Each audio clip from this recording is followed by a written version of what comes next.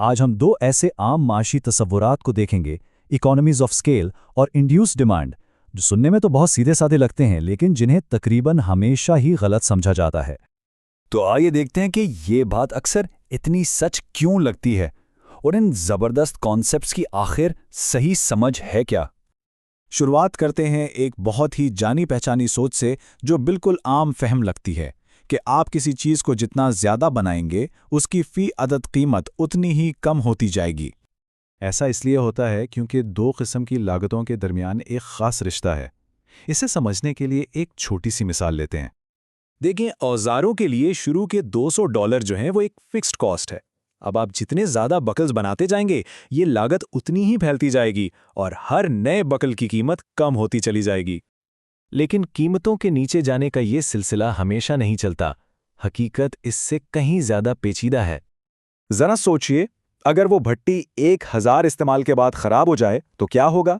अचानक से एक और बड़ी फिक्स कॉस्ट सामने आ जाती है और उसका कीमत पर यह असर होता है। 1000वें बगल की कीमत अचानक आसमान पर पहुंच जाती है। क्यों? क्योंकि एक पूरी नई $200 की भट्टी खरीदनी पड़ती है और इसी को कहते हैं डिस इकोनॉमी ऑफ स्केल, यानी पैमाने की गैर मईशत। और ये डिस इकोनॉमीज ऑफ स्केल पैदावार के सफ़र में हर जगह आ सकती हैं, और जब हुकूमतें या बहुत बड़ी कंपनियां इसका ठीक से अंदाज़ा नहीं लगा पाती तो इससे बहुत बड़ी और महंगी गलतियां हो सकती हैं।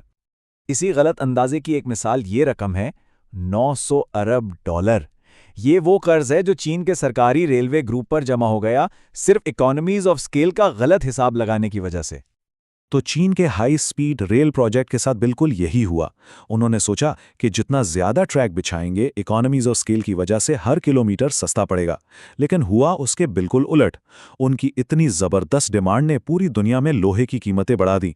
फिर उन्होंने दूर दराज इलाकों तक महंगी और बेकार लाइनें भी बना डाली जहां कोई मुसाफिर ही नहीं था। नतीजा, ये प्रोजेक्ट कभी इतना सस्ता हो ही नहीं पाया कि हवाई सफ़र का मुकाबला कर सके। और ये एक बहुत बड़ी मिसाल है इस बात की कि जब बड़े सरकारी मंसूबों में बड़ा हमेशा बेहतर है वाली सोच को आंखें बंद करके अपनाया जाता है तो क्या होता है।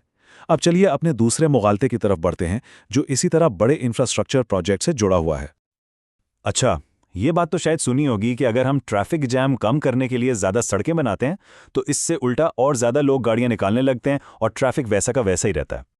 ये ख्याल हमारी रोज़मर्रा की ट्रैफिक से जुड़ी परेशानियों की वजाहत करता तो लगता है, लेकिन असल में ये वजह और असर को आपस में उलझा देता है।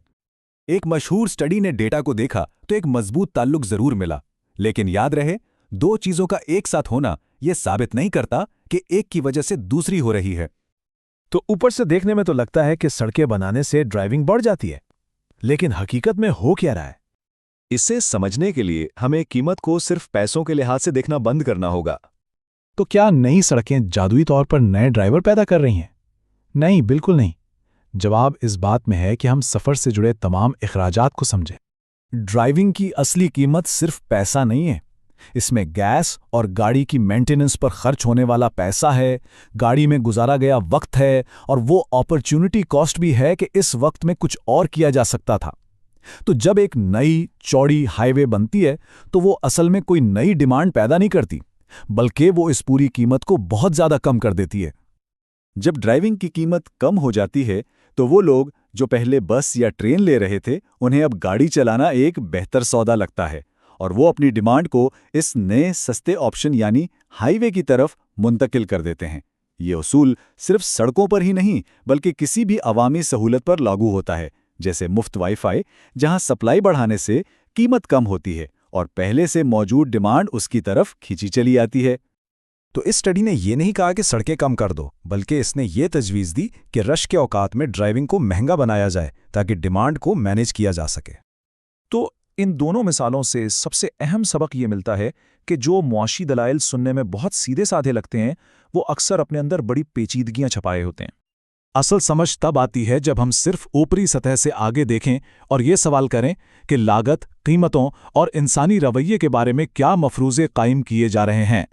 जब हम ऐसा करते हैं तभी हम अपने कारोबार से लेकर अपने शहरों तक हर चीज़ के बारे में बेहतर फैसले कर सकते हैं। और ये एक सवाल है जिस पर गौर करना चाहिए। ऐसे और कौन से आम फहम लगने वाले हल हैं जिन पर हमें सवाल उठाना चाहिए ताकि हम अपने इर्द गिर्द की मुआशी दुनिया को और गहराई से समझ सकें।